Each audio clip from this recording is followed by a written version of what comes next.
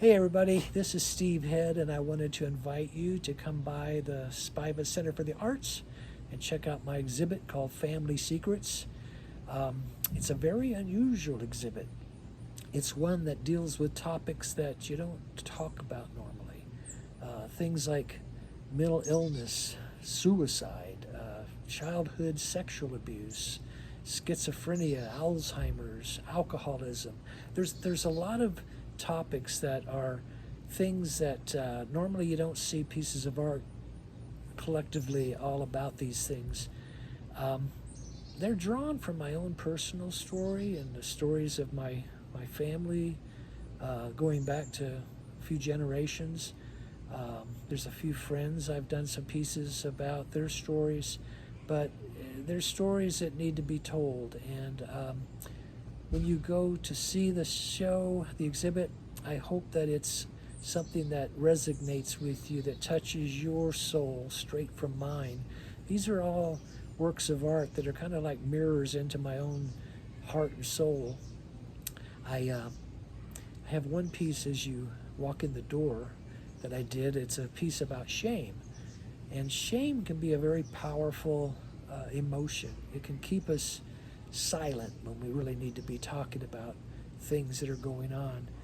And what's funny about this particular piece, as an artist, there are so many other artists I know that are so much, technically so much better than I am. I mean, they're the ones that always win first place, best of show, and take all the awards. And it was kind of the same way back in high school, you know, when I wanted to be an artist and I took art classes. There were always some kids that got the A's and I got the C's and the B's. And for some reason, since I didn't have any encouragement or anybody to cheer me on at home, I just basically gave up. And I went 45 years without doing any art until someone encouraged my wife and I to do some art. And back in 2012 is when we started doing that together. And that's when I did this piece about shame. What's funny is I wanted to do a piece about that feeling, about that the emotion of shame. But technically, it's not that great. There's a naked guy in the picture, and it's not the best rendition of the human anatomy. But as much as I'm embarrassed by the technical aspects of the piece, it's really, I've learned that art is not so much about technical excellence as much as it is about expressing feelings and touching other people. And I want, when people see this piece, I want them to know that by putting putting it right as the first piece when you walk in the door, it's kind of an exercise in getting past the shame in my life. I was always embarrassed to talk about my oldest sister who had schizophrenia. I was always embarrassed of my parents when I was growing up. We grew up in poverty, and they were uneducated, illiterate farm people from Oklahoma, and socially they were very socially backwards. And my mom and dad would say and do things so many times when I was a kid that would just embarrass me to no end.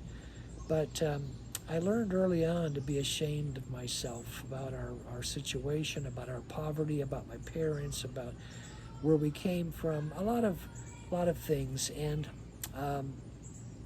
that's why I put this particular piece as the first one you see as you walk in the door. And as you get past that piece, you'll find a piece about my grandmother. This was a woman I never met, and she committed suicide before I was even born. She was a patient at a mental institution, what they called an insane asylum.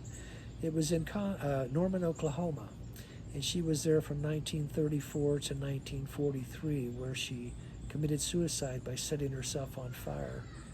And I had her medical records for 25 years in my desk drawer. I was doing my family genealogy, and I had her medical records, and I would never throw them away. I was the only person that knew her secrets, her story, basically. And in 2012, when we started doing art, I felt compelled to do a piece about her, to tell her story.